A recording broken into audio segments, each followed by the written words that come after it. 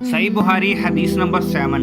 ہرقل شاہ روم کے پاس کے قریب کے قافلے میں ایک آدمی بلانے کو بھیجا، اور اس وقت یہ لوگ تجارت کے لیے ملک شام گئے ہوئے تھے، اور یہ وہ زمانہ تھا جب رسول اللہ صلی اللہ علیہ وآلہ وسلم نے قریش اور ابو سفیان سے ایک وقتی عہد کیا ہوا تھا۔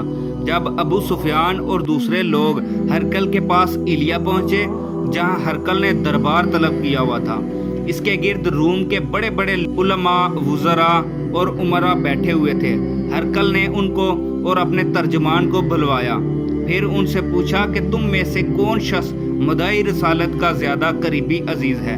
ابو سفیان کہتے ہیں کہ میں بول اٹھا کہ میں اس کا سب سے زیادہ قریبی رشتہ دار ہوں۔ یہ سن کر ہرقل نے حکم دیا، اس کو یعنی ابو سفیان کو میرے قریب لا کر بٹھاؤ اور اس کے ساتھیوں کو اس کی پیٹھ کے پیچھے بٹھا دو۔ پھر اپنے ترجمان سے کہا کہ ان لوگوں سے کہہ دو کہ میں ابو سفیان سے اس شخص کی یعنی محمد اور رسول اللہ صلی اللہ علیہ وآلہ وسلم کے حالات پوچھتا ہوں۔ اگر یہ مجھ سے کسی بات سے جھوٹ بول دے تو تم اس کا جھوٹ ظاہر کر دینا۔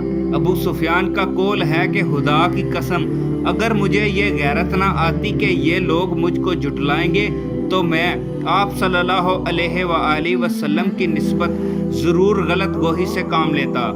خیر، پہلی بات جو ہرقل نے مجھ سے پوچھی وہ یہ کہ اس شخص کا خاندان تم لوگوں میں کیسا ہے؟ میں نے کہا وہ تو بڑے اونچے اعلیٰ نسب والے ہیں۔ کہنے لگا کہ اس سے پہلے کبھی کسی نے تم لوگوں میں سے ایسی بات کہی ہے؟ میں نے کہا کہ نہیں۔ کہنے لگا اچھا، اس سے بڑوں میں سے کوئی بادشاہ ہوا ہے؟ میں نے کہا نہیں۔ پھر اس نے کہا بڑے لوگوں نے اس کی پیروی اختیار کی ہے یا کمزوروں نے؟ میں نے کہا نہیں، کمزوروں نے۔ پھر کہنے لگا اس کے تابع دار روز بڑھتے جا رہے ہیں یا کوئی ساتھی پھر بھی جاتا ہے؟ میں نے کہا نہیں۔ کہنے لگا کیا آپ نے اس دعوی نبوت سے پہلے کبھی کسی بھی موقع پر اس نے جھوٹ بولا ہے؟ میں نے کہا نہیں، اور اب ہماری اس سے صلح کی ایک مقررہ مدت ٹھہری ہوئی ہے، معلوم نہیں کہ وہ اس میں کیا کرنے والا ہے۔ ابو سفیان کہتے ہیں کہ میں اس بات کے سوا اور کوئی جھوٹ اس گفتگو میں شامل نہ کر سکا۔ ہرقل نے کہا کیا تمہاری اس سے کبھی لڑائی بھی ہوتی ہے؟ میں نے کہا ہاں۔ بولا تمہاری اور اس کی جنگ کا کیا حال ہوتا ہے؟ میں نے کہا لڑائی ڈھول کی طرح ہے، کبھی وہ ہم سے میدان جنگ میں جیت لیتے ہیں اور کبھی ہم ان سے جیت جاتے ہیں۔ ہرقل نے پوچھا وہ تمہیں کس بات کا حکم دیتا ہے؟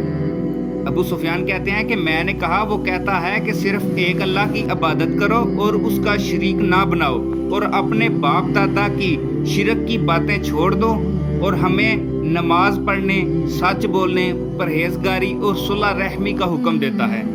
یہ سب سن کر پھر ہرقل نے اپنے ترجمان سے کہا کہ ابو سفیان سے کہہ دے کہ میں نے تم سے اس کا نسب پوچھا تو تم نے کہا کہ وہ ہم سے اعلیٰ نسب ہے، اور پیغمبر اپنی قوم میں اعلیٰ نسب ہی بھیجے جایا کرتے ہیں۔ میں نے تم سے پوچھا کہ دعوی نبوت کی یہ بات تمہارے اندر اس سے پہلے کسی اور نے بھی کہی تھی؟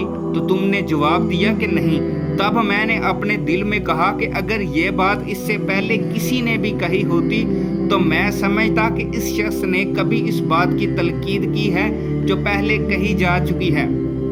میں نے تم سے پوچھا کہ اس کے بڑوں میں سے کوئی بادشاہ بھی گزرا ہے؟ تم نے کہا نہیں۔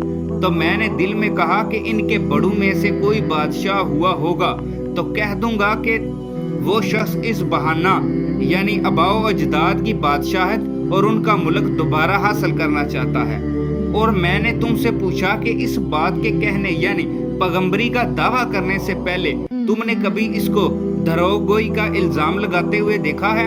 تم نے کہا نہیں۔ تو میں سمجھ گیا کہ جو شخص آدمیوں کے ساتھ دروغ گوئی سے بچے اور وہ اللہ کے بارے میں کیسے جھوٹی بات کہہ سکتا ہے۔ اور میں نے تم سے پوچھا کہ بڑے لوگ اس کے پیرو ہوتے ہیں یا کمزور آدمی؟ تو تم نے کہا کہ اس کی اتباع کمزور آدمی کرتے ہیں۔ تو دراصل یہی لوگ پیغمبروں کے متبعین ہوتے ہیں۔ اور میں نے تم سے پوچھا کہ اس کے ساتھی بڑھ رہے ہیں یا کم ہو رہے ہیں؟ تم نے کہا کہ وہ بڑھ رہے ہیں، اور ایمان کی کیفیت یہی ہوتی ہے حتیٰ کہ وہ کامل ہو جاتا ہے۔ اور میں نے تم سے پوچھا کہ آیا کوئی شخص اس کے دین سے ناخوش ہو کر مرتد بھی ہوتا جاتا ہے؟ تو تم نے کہا نہیں۔ تو ایمان کی حیثیت یہی ہے کہ جن کے دلوں میں اس کی مسرت رچ بس جائے وہ اس سے لوٹا نہیں کرتے۔ اور میں نے تم سے پوچھا کہ آیا وہ کبھی عہد شکنی کرتے ہیں؟ تم نے کہا نہیں۔ پیغمبروں کا یہی حال ہوتا ہے کہ وہ عہد کی خلاف ورزی نہیں کرتے۔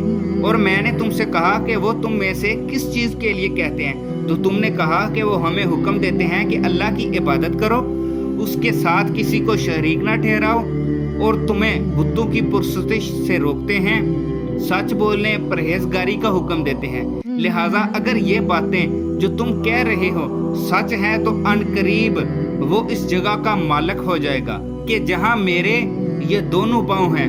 مجھے معلوم تھا کہ وہ پیغمبر آنے والا ہے، مگر مجھے یہ معلوم نہیں تھا کہ وہ تمہارے اندر ہوگا۔ اگر میں جانتا کہ اس تک پہنچ سکوں تو اس سے ملنے کے لیے ہر تکلیف گوارا کرتا۔ اگر میں اس کے پاس ہوتا تو اس کے پاؤں دھوتا۔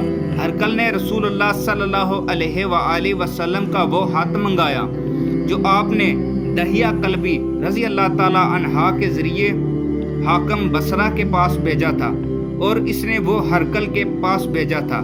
پھر اس کو پڑھا تو اس میں لکھا تھا، اللہ کے نام کے ساتھ جو نہایت مہربان اور رحم والا ہے۔ اللہ کے بندے اور اس کے پیغمبر حضرت محمد صلی اللہ علیہ وآلہ وسلم کی طرف سے یہ خط ہے شاہ روم کے لیے۔ اس شخص پر سلام ہو جو ہدایت کی پیروی کرے۔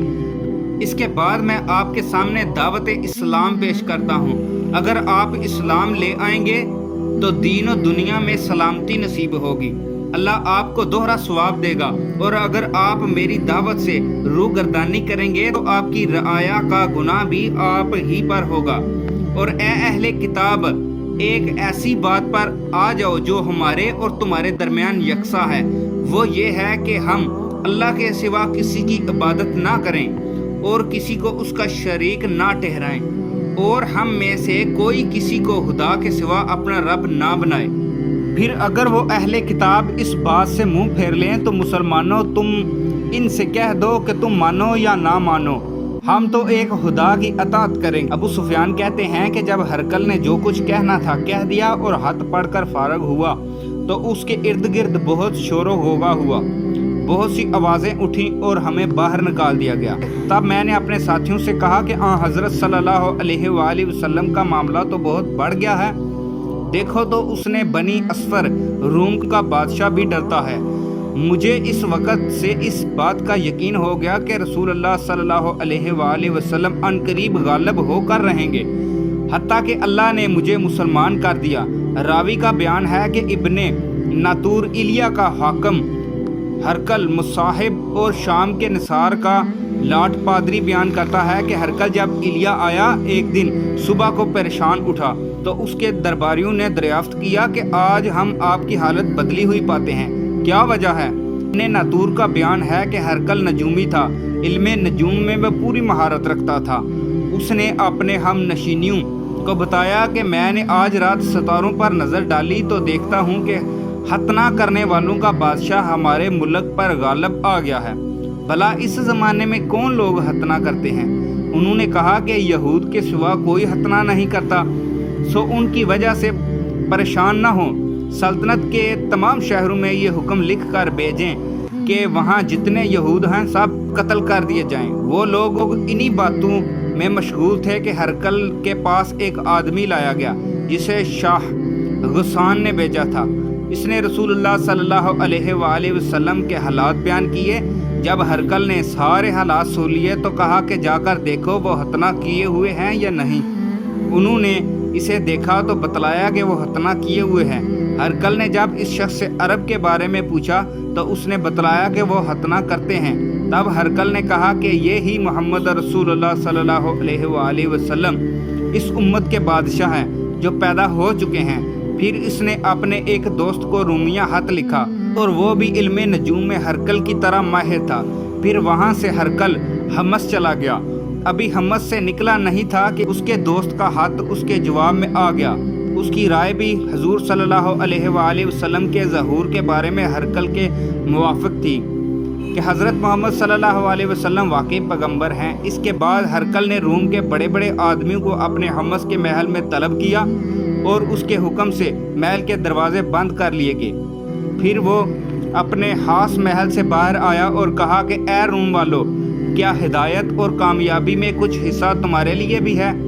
اگر تم اپنی سلطنت کی بقا چاہتے ہو تو پھر اس نبی کی بیعت کر لو اور مسلمان ہو جاؤ۔ یہ سننا تھا کہ پھر وہ لوگ وحشی گدھوں کی طرح دروازے کی طرف دوڑے مگر انہیں بند پایا۔ آخر جب ہرقل نے اس بات سے ان کی یہ نفرت دیکھی اور ان کے ایمان لانے سے مایوس ہو گیا تو کہنے لگا کہ ان لوگوں کو میرے پاس لاؤ۔ جب وہ دوبارہ آئے تو اس نے کہا کہ میں نے جو بات کہی تھی اس سے تمہاری دینی پختگی کی آزمائش مقصود تھی، سو وہ میں نے دیکھ لی۔ تب یہ بات سن کر وہ سب کے سب سجدے میں گر پڑے اور اس سے خوش ہو گئے۔ بلاخر ہرقل کی آخری حالت یہ رہی کہ ابو عبداللہ کہتے ہیں کہ اس حدیث کو صالح بن کیسان، یونس اور معمر نے بھی ظاہری سے روایت کیا ہے۔